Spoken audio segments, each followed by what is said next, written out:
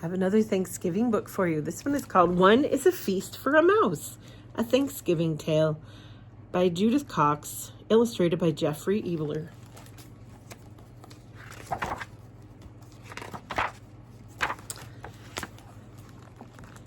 After Thanksgiving dinner, Mouse crept out of his hidey hole and looked around.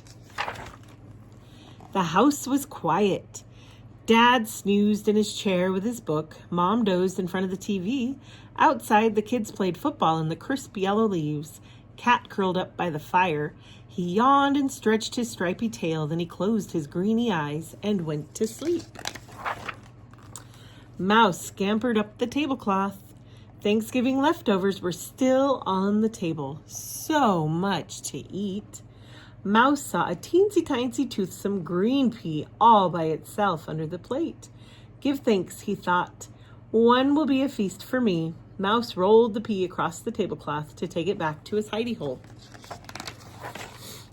But his eyes were bigger than his stomach. He saw 6 leftover cranberries, glowing like rubies on a silver saucer. I'll just take one, he said to himself. One is a feast for me. He balanced one cranberry on top of the pea and started once again across the table to his hidey hole. Just then, he saw 3 olives, black and shiny in a dish. I'll just take one, he thought. One is a feast for me. He put the olive on top of the cranberry on top of the pea and carried the tidbits across the table. Then he saw the carrot sticks, crunchy and munchy and orange. I'll just take one, he thought. One is a feast for me. He stuck one carrot stick into the hole on the olive, balanced both on top of the cranberry, on top of the pea, and started back for his hidey hole. Then he saw the mashed potatoes. Mouse potatoes! There were just one scoop left on the plate. I'll just take the plate, Mouse thought. What a feast I will have.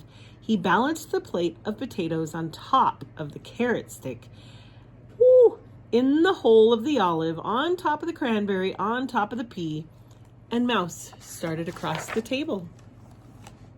Then he saw the gravy, brown and luscious in the silver gravy boat. Gravy for the mashed potatoes, he thought. I must have that for my feast. And he balanced the gravy boat on top of the mashed potatoes, on top of the carrot stick, stuck in the olive, on top of the cranberry, and on top of the pea, and he started off. But then he spotted the pumpkin pie. One slice of pie, brown and dimpled, with a collar of fluffy cream. So he balanced the pie on top of the gravy boat, on top of the mashed potatoes, on top of the carrot stick, stuck in the hole in the olive, on top of the cranberry, on top of the pea, and he started across the table. The pie slid, but Mouse caught it just in time. Mouse bobbled and bobbled across the tablecloth on his way to the hidey hole for his Thanksgiving feast. He did not see Cat. Creeping closer and closer. Oh dear. But Mouse saw the turkey, brown and juicy and surrounded with parsley. Much was gone, but there was enough left over for a mouse feast, or even 2. I'll just add that, thought Mouse, and he carefully placed the turkey platter on the very top of his pile. On top of the pie, on top of the mashed gravy boat, on top of the mashed potatoes, and on top of the carrot stick, stuck in the olive hole, in the olive, on top of the cranberry, on top of the pea.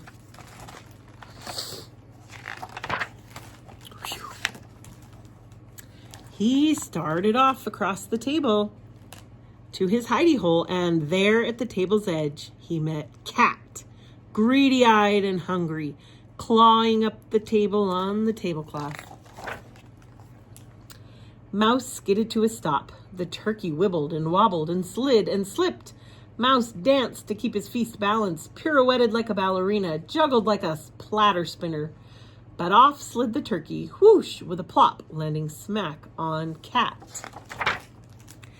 Down crashed the pumpkin pie and the boat with the gravy. Down crashed the mashed potatoes with the clatter that woke Mom. Down fell the carrot stick that impaled on the olive. Down went the cranberry, which rolled, leaving a red track across the tablecloth. Down went the pea, all catterwampus off the table, rolling onto the floor. Off scampered Mouse, quick as a bandit, back to his hidey hole, ahead of Cat. He huddled in his hidey hole, his heart pitter-pattered. He peered out. Down came the broom, the stripy green on the green striped cat. Bad kitty, shouted Mom. Outside, she swept the cat out the door. Mom looked around, whiskers trembling with fright. No Thanksgiving for me, he thought. Just then, he spotted, glowing in the corner, one teensy-tiny round and toothsome green and luscious pea.